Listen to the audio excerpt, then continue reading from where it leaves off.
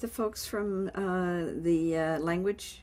Yeah, we mailed and they invited me to give a talk tomorrow. Oh, can you? I told them, yeah, when I have, like, Wonderful. do you want a talk on Mexican forests or on impact of migration on Mexican, perhaps Great. that. So, yes. Yeah, wonderful, wonderful. I'm glad that worked out because Yeah. I have just absolutely jam-packed and that they'll really, really enjoy having Yeah, I think I will see my email in the, especially for the migration project. Yeah, yeah. Okay. So because I have very many questions, but Lynn will. Yeah, yeah. Okay. Well, estamos con la doctora Elinor Ostrom. Muchas gracias, Lynn, por la entrevista. Ganadora del Premio Nobel de Economía de 2009. Es un honor y un gran gusto estar aquí. So I'm going to switch to English and ask you to start with, you have such a rich body of research work, but looking back on it, what would you describe as the key insights and messages from your research? I think it's cumulative rather than there being one or a few. The early efforts were to understand very complex metropolitan systems, and what we learned there was that people who have a way of organizing in some capacity to organize things themselves can develop a variety of methods, and you have to dig into them. From the surface, you don't understand them, but if you can dig in and understand, you can frequently see that the ways they've organized make sense. That doesn't mean that all organization is positive. I think I've pointed out many times that the mafia have solved various ways of self-organizing, and that's not good for the rest of us. But usually that means that kids and others who have joined the mafia don't have other opportunities. Lynn, and how do you define the commons? I don't use the term the commons for a technical. The term commons to me means a wide diversity of non-private goods. So I use the term common pool resources as a technical term to refer to resources where it is difficult to exclude people, not impossible, but difficult, and where whatever I take takes it away from everyone else. Now, public goods may also be commons in that broader sense. So when we talk about the commons, then I'm thinking of both public goods and common pool resources. Public goods are like knowledge. It's still difficult to exclude people, but if I use your book and the kinds of ideas that you have, that doesn't exclude others. And where are the commons or common pool resources important today at the beginning of the 20th century? Oh my Lord! Everyone's upset about loss of biodiversity. Well, where does biodiversity reside? It resides in forests and pastures and lakes and all the rest. And we're worried about the global commons. And so it's right up there. Why are forests defined as commons or common pool resources, and which are the policy implications of this vision at the local, national, and global level? Well, it's difficult. If we have a large forest, it's difficult to exclude. If we have just a little backyard and it's got 3 or 4 trees in it, that's not usually what we mean by forest. So it is difficult to exclude. And if you take firewood out, and that firewood isn't available for anyone else, or mushrooms, or trees, or any of the other things that are in a forest, including animals. And in terms of policy implications, what? Well, since deforestation is one of the top policy issues right now, puts the study of the commons, particularly common pool resources, and particularly forests, is very important. In Copenhagen, there was a side event called Forest Day 3, and they had a very big, full day of discussion about forestry. So social science, but also policy making, have been largely based on the idea of individuals seen as opportunistic or rational optimizers unable to cooperate for the sustained use of a common resource, and consequently trapped in dilemmas that can only be overcome by the intervention of the state or the imposition of private property.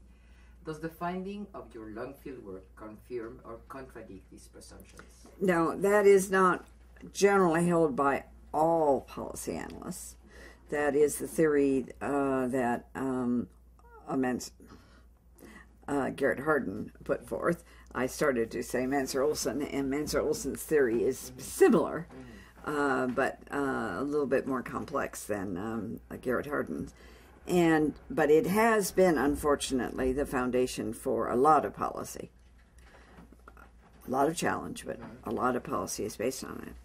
And given that individuals are not trapped, that they have capabilities if enabled, it's an incorrect theory. And then to impose rules frequently means that the rules are very general and don't fit the local circumstance. So some of the imposed rules have failed. So, which role does collective action plays in the sustainability of the commons or common pool goods? Well, it's the fundamental problem that people have to solve. So with a public good or a CPR, the problem is that you can benefit from whatever I do, and you don't have to do a thing. And so the problem is that the prediction is that because you don't have to do a thing and you can benefit, you'll just sit back and loaf on me. So right at the core is finding ways of solving collective action. And yes, the government can come in and do some things, but if it comes in and then leaves, the protected areas that we have studied that really work have an immense amount of budget. So if you look in the Mayan Reserve, Tikal is a very successful government protected area. But the budget that Tikal has is immense, partly because of tourists. Well, I shouldn't say partly, 100% from tourists. They give money to the government. They have so much money, and they have guards everywhere and walls everywhere. Well, very few biosphere reserves have the kind of funding that Tikal has. So do you think that collective property may have some advantages to promote cooperation required for the protection of contemporary commons? Well, when a private corporation owns a piece of land, is that not common property?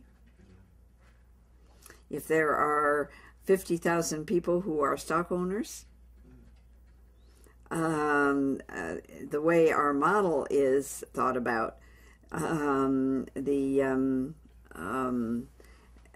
we normally don't think of that because the market has private owners, and private owners are supposed to be just, singles. Well, but large corporations have very many owners, and it's not the normal way we think of it, but I think it's very useful to think of corporate ownership as common property. It's very relevant. And do you think local actors should play any role in the protection and sustainable use of key contemporary commons such as global climate and biodiversity, even if they are often poor or illiterate local community members? Of course. Why is it so? Well, in all of the areas that you and others and me to a certain extent have studied in Mexico, their future depends on whether or not they protect a local environment and really make investments. And so, they have a lot of indigenous knowledge frequently. There are things they can add that sometimes externals do not even recognize. And then even in a large metropolitan area, there are many things that can be done in a small neighborhood that are difficult to manage from the center. And so the more we restrict what people can do, the less we actually see done. At the end of the lecture of acceptance of the Nobel Prize, you strongly stated that resources in good conditions around the world have users with long-time interest in the resource and rights to decide how these resources are used. Users who are willing to invest in monitoring and protection. Could you develop some examples related to forests over the world and Mexico? Well, I'm drawing there on a number of articles that have been published, several in the Proceedings of the National Academy of Science.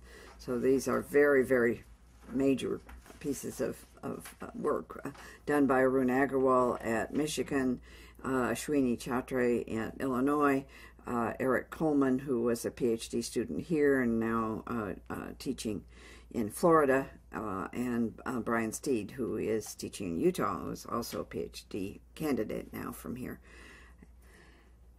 And they're based on a very large database. So this is not just that we found one or two, that we found many. If we have a forest and it's very, very hard to build a fence, sometimes you have enough money to do that, but frequently you don't. And if someone is in that forest that shouldn't be there and a resident who is authorized is, they happen to see them and say, hey, what's going on? Who are you?